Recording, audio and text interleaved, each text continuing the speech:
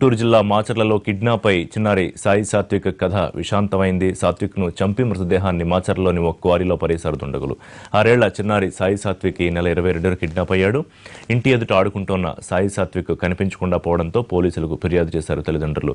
విచారణ చేపట్టిన పోలీసులు రైల్వే స్టేషన్లోని సీసీటీవీ కెమెరాల ఫుటేజ్ ఆధారంగా కిడ్నాపర్ను గుర్తించారు. దీంతో బాలుడి ఆచూకీ కనుగొనేందుకు 5 పోలీసు బృందాలు గాలింపు చర్యలు చేపట్టాయి. అయితే అంతలోనే ఘోరం జరిగింది. మాచర్లలోని ఓ క్వారీలో సాయి సాత్విక్ మృతదేహం లభ్యం కావడంతో గుండె పగిలేలా రోధిస్తున్నారు తల్లిదండ్రులు.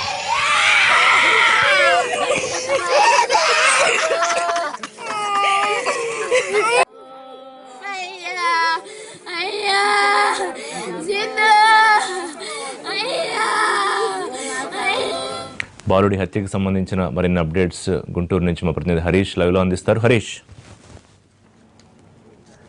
ఋషి సాయి సాత్విక్ అలియాస్ సిద్ధు మృతికి సంబంధించినటువంటి వ్యవహారం తీవ్ర స్థాయిలో వివాదంగా మారినటువంటి పరిస్థితి కనిపిస్తుంది. కిడ్నాపా లేదంటే ఎవరన్నా ఎత్తుకెళ్ళి కావాలని చెప్పి చంపేశారు. ఈ మొత్తం మీద కూడా పూర్తిగా ట్విస్టులుగా ఉన్నటువంటి పరిస్థితి కనిపిస్తుంది. పోలీసుల వ్యవహార శైలి కూడా విమర్శలు వ్యక్తమవుతున్నటువంటి పరిస్థితి. ఆ ఇంటి ముందు ఆడుకుంటున్నటువంటి కొడుకు కళ్ళ ముందు ఆడుకుంటున్నాడు, ఇంట్లోనే ఉన్నాడని చెప్పి భావించినటువంటి తల్లిదండ్రులకి తీవ్ర శోకం మిగిల్చినటువంటి పరిస్థితి కనిపిస్తుంది. ఒక విద్యావంతుల కుటుంబానికి సంబంధించి ఇటీవలే డిఎస్సికి సంబంధించినటువంటి పరీక్షల్లో ఉపాధ్యాయ వృత్తిలో పోస్టింగ్ సంపాదించుకున్నటువంటి వ్యక్తి ప్రస్తుతం అయితే కొడుకుకి సంబంధించినటువంటి వ్యవహారంలో తీవ్ర విషాదంలో ఉన్నటువంటి పరిస్థితి మనకు కనిపిస్తుంది. మనతో మాట్లాడేందుకు సిద్ధు తండ్రి ఉన్నారు. సార్, అసలు ఏం జరిగింది? అంటే కిడ్నాప్ జరిగిందా లేదా? కిడ్నాప్ అంటే మనం కరెక్ట్గా అలాంటివి ఎగ్జాక్ట్గా చెప్పలేము సార్. కానీ సదరు అంటే సమీపంలో ఉన్న ఒక మహిళ చెప్పిన దాని ప్రకారము ఎవరో ఒక వ్యక్తి వచ్చాడు సార్. మా కొంచెం ఇంటికి దూరంగా ఆటోలో ఒక 2-3 చిన్నపిల్లల్ని చేరవేసుకొని వాళ్ళ పట్ల కొంచెం అసభ్యపరంగా ప్రవర్తించినట్టుగా దాని సమీపంలో సదరు మహిళ చూసి ఆ వ్యక్తి పట్ల కొంచెం డౌట్ఫుల్గా భావించి అతన్ని బాగా మందలించేసరికి అతను పారిపోయి ఇటుక బట్టి గుండా బ్యాక్ సైడ్ నుంచి మా పిల్లలు ఆడుకున్నటువంటి ఎలిమెంటరీ స్కూల్కి వచ్చి ఉండొచ్చు అని చెప్పేసి నేను భావిస్తున్నాను సార్. అంటే పోలీసులు ముందు విడుదల చేసిన సీసీ కెమెరా ఫుటేజ్కి అందులో మీ బాబు ఫోటోకి అందులో ఉన్నటువంటి ఫోటోకి ఎందుకు వేరియేషన్ అనేది వచ్చింది? మిమ్మల్ని సంప్రదించకుండా పోలీసులు కిడ్నాప్ కేసుకి సంబంధించినటువంటి కేసులో సీసీ కెమెరా ఫుటేజ్ని అంత ఇదిగా ఎందుకు విడుదల చేయాల్సినటువంటి పరిస్థితి వచ్చింది? సీసీ కెమెరా ఫుటేజ్ని అది ఫస్ట్ ఆఫ్ ఆల్ మా ద్వారానే సార్, మా బంధుమిత్రుల ద్వారా అది సీసీ కెమెరా ఫుటేజ్ని సేకరించాం సార్. ఆ సేకరించిన క్రమంలో ఆ ఫుటేజ్ని చూసిన తర్వాత అంటే తప్పిపోయిన బాధలు ఉన్నాం కాబట్టి ఒక సేమ్ మా బాబుని పోలికలే దాదాపుగా మ్యాచ్ అయిన ఉద్దేశంతో మేము కూడా మా బాబు అని నిర్ధారించాము సార్. దాని తర్వాత బహుశా వాడని ఇచ్చి ఉండొచ్చాము సార్. సీసీ కెమెరా ఫుటేజ్లో మీ బాబుని మీరు గుర్తుపట్టలేనటువంటి పరిస్థితుల్లో మీరు ఉండొచ్చు, ఉండకపోవచ్చు. కానీ కేసు దర్యాప్తుకు సంబంధించినటువంటి వ్యవహారంలో ఈ కేసు కిడ్నాప్ అయిందా లేదా, ఇప్పుడు అది హత్య కాదా, ఎలా జరిపారు అనే దానికి మీ దగ్గర ఉన్నటువంటి ప్రశ్న ఏంటి? పోలీసులు ఏం చెప్తున్నారు దీని గురించి? అయితే మాకు తెలిసిన క్లూస్ మొత్తం కూడా పోలీసు వాళ్ళకి వివరిస్తూ ఉన్నాం సార్. వాళ్ళు కూడా మేము చేస్తున్నాం సార్, చూస్తున్నాం సార్, క్లూస్ టీమ్స్ పంపిస్తున్నాం సార్ అని చెప్పేసి తర్వాత అలాగనే సీసీ ఫుటేజ్ మన గుంటూరు డిస్టిక్లో గుంటూరు పట్టణంలో అన్ని చోట్ల సేకరించి చూపిస్తున్నాం సార్ అని చెప్పేసి అంటే మేము రైల్లో ఎవరు తీసుకెళ్ళినట్టుగా సీసీ ఫుటేజ్ ద్వారా తెలిసింది కాబట్టి రైలు రాకపోకలు అయ్యే దాని తర్వాత దానికి సంబంధించి సీసీ ఫుటేజ్లు మొత్తం కూడా మాకు చూపించడం జరిగింది సార్ ఆ రోజు రాత్రి. అంటే మీరు ఉపాధ్యాయ వృత్తిలో ఉన్నారు, మీకు అన్ని విషయాలు కూడా అవగాహన ఉంటుంది. ఇప్పుడు మీ అబ్బాయిని తీసుకెళ్ళిపోయి కిడ్నాప్ చేసి చంపేయాల్సినటువంటి పరిస్థితి ఎవరికి ఉంది? అంటే ఒక రకంగా భావించినట్టు కిడ్నాపర్స్ అంటే మా బాబు యాక్చువల్గా ఎవరి దగ్గరికి వెళ్ళాడు సార్. ఈ కొత్త వాళ్ళు వస్తే అసలు వెళ్ళలేడు, అందులో ఒక్కడే అసలు వెళ్ళలేడు. కాబట్టి వాళ్ళు నేను ఇబ్బంది పెట్టి ఉండొచ్చు అని చెప్పేసి ఆ ఇబ్బంది పెట్టే క్రమంలో ఎక్కడ బయటపడతాం ఉద్దేశంతో అలా చేసి ఉండొచ్చు అనుకుంటున్నాను సార్. అంటే ఆ మాత్రం దానికి చంపేసేంటి ఖర్చు కానీ కోపం కానీ ఉండేటువంటి పరిస్థితి ఉండదు కదా. అయితే దీనికి సంబంధించి ఒకవేళ దీంట్లో చుట్టుపక్కల ఎవరైనా తెలిసిన వాళ్ళు హస్తం ఉండొచ్చు సార్.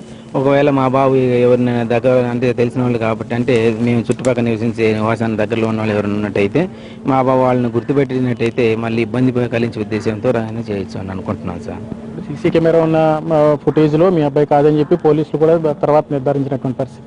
ఆ తర్వాత కేసు దర్యాప్తుకు సంబంధించి ఆడుకుంటా వెళ్ళి చనిపోయాడు, దాని మీద అనుమానాలు ఏం లేవు, యాదృచ్ఛికంగా జరిగింది, యాక్సిడెంట్గా జరిగిందని చెప్పి చెప్తున్నారు.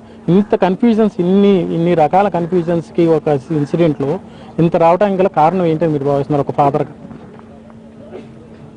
ఒక ఫాదర్గా వాళ్ళు ఇచ్చిన స్టేట్మెంట్ బట్టి నేను విచారణ వ్యక్తం చేస్తున్నాను సార్. ఎందుకంటే మా బాబు అందులో చిన్నపిల్లోడు సార్, పెద్ద పిల్లోడు కాదు. ఒంటరిగా మా ఇంటికి 1 కిలోమీటర్ దూరం ఉన్నటువంటి ఆ క్వారీలో అక్కడికి వెళ్ళి ఆడుకోవాల్సిన అవసరం లేదు సార్. ఇంకోటి, మా బాబుకు చాలా భయం సార్. ఆ భయంలో ఒక్కడే వెళ్ళి అంత దూరం ఆడుకునే పరిస్థితి అసలు ఉండదు సార్. కాబట్టి ఇది ప్రమాదశాతం అనేది జరగనేది వాస్తవం ఉండదు సార్. దీంట్లో అంటే ప్రమాదవశాత్తు జరిగిందని చెప్పి పోలీసులు చెప్తున్నారు. స్థానికులుగా మీరు అన్ని పరిశీలించిన వ్యక్తులుగా మీరేం చెప్పదలుచుకున్నారు? అంటే ఇంత దారుణంగా హత్య చేయాల్సినటువంటి పరిస్థితి ఉంటుందా? ఒకవేళ హత్య చేసినప్పటికీ కూడా అది కిడ్నాపా కాదా? ఇన్ని రకాలుగా ఊహాగానాలు ఇలాంటివి ఎందుకు వచ్చాయి? డెఫినెట్లీ ఇది మేము హత్య అనే భావిస్తున్నాం సార్.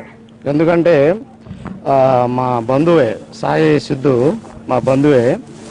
సో వాళ్ళ ఫాదర్ కూడా చాలా వివాదరహితుడు, ఎవరితో గొడవలు కానీ అట్లా ఉండేది కాదు. ఆయన పని ఏదో ఆయన చేసుకుంటూ పోతుంటాడు.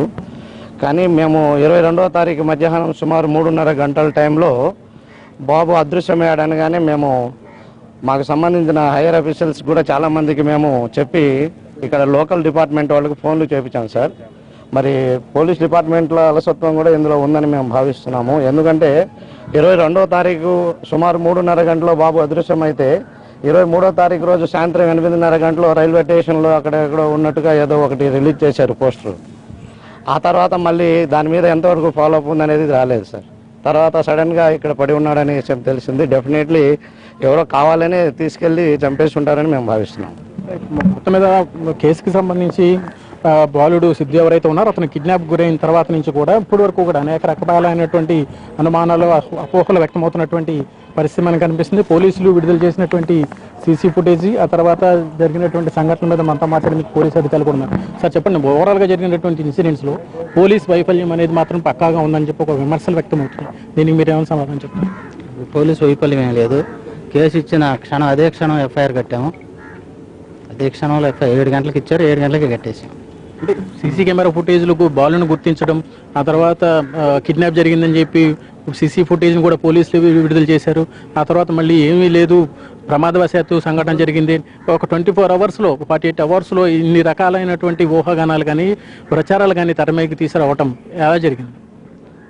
ఆ సీసీ ఫుటేజ్ మనం ఒక వ్యక్తి ఇచ్చిన సమాచారం మేరకు 4 గంటలకి 23వ తేదీ సాయంత్రం 4 గంటలకి ఒక బాలుడిని ఒక వ్యక్తి ప్యాసింజర్లో తీసుకుని వెళ్ళినట్టుగా, కిడ్నాప్ చేసి తీసుకెళ్ళినట్టుగా మనకి తెలిసినప్పుడు మేము రైల్వే స్టేషన్కి వెళ్ళాము.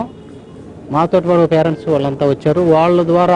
వాళ్ళకి తెలిసిన వాళ్ళ ద్వారా ఆ సీసీ ఫుటేజ్ గుంటూరులో తీపిచ్చారు.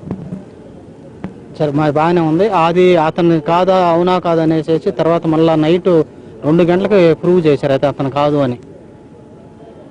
అంటే ఒక రకంగా చూడాలంటే కిడ్నాప్ కేసుకు సంబంధించి చాలా అత్యంత రహస్యంగా పోలీసులు విచారించాల్సినటువంటి పరిస్థితి ఉంటుంది. అవతల వ్యక్తి ప్రాణాలుగా కానీ ఏదైనా కానీ అటువంటి పరిస్థితుల్లో సీసీ కెమెరా ఫుటేజ్ను కూడా బయట పెట్టి పోలీసులు అధికారికంగా ప్రకటన కూడా జారీ చేశారు, పట్టుకొని సమాచారం ఇవ్వండి అని చెప్పి. ఇది వైఫల్యం కాదా పోలీసులు? వైఫల్యమే కాదండి. ఇది వాళ్ళ పేరెంట్స్ ఈ పిల్లోడు మా పిల్లోడే అని గుర్తించారు. ఈ పిల్లోడు మా పిల్లోడే అని గుర్తించారు ఆ సీసీ ఫుటేజ్ ప్రకారం. అది కూడా చూడటానికి కూడా సమానమైన పోలికలతో ఉందన్నమాట అది. అందుకని అతనే అనేసి అనుకున్నాము. తర్వాత రాత్రి పేరెంట్స్ వెళ్ళారు, గుర్తుపెట్టారు, అబ్బాయి మా అబ్బాయి కాదు అనేసి రాత్రి నిర్ధారణ అయింది. ఆ తర్వాత మనకి ఉదయాన్నే అనుమానాస్పద స్థితిలో మన మాచర్ల పట్టణంలోనే అది మార్కెట్ యార్డ్ ఎదురుకుండా ఓల్డ్ నీటి గుంటలో శవం కనిపించింది మనకి. అంటే ఓవరాల్గా ఇప్పుడు ఏం చెప్తారు? సిద్ధు మరణానికి సంబంధించి ఎలా జరిగిందంటే ఏం చెప్తారు? సిద్ధు మరణం 22వ తేదీ సాయంత్రం 4:30కి అనుమానాస్పదంగా పిల్లలు 4 వెళ్ళినట్టు ఆమె పక్కన ఒక విట్నెస్ చెప్పింది. దాన్ని బట్టి వాళ్ళు ఏమన్నా చేసి లేదా చంపి కానీ ఏదైనా కిడ్నాప్ చేసి చంపే కానీ ఏదైనా కానీ వాళ్ళ ద్వారా జరిగి ఉండొచ్చని మా అనుమానం ఉందండి.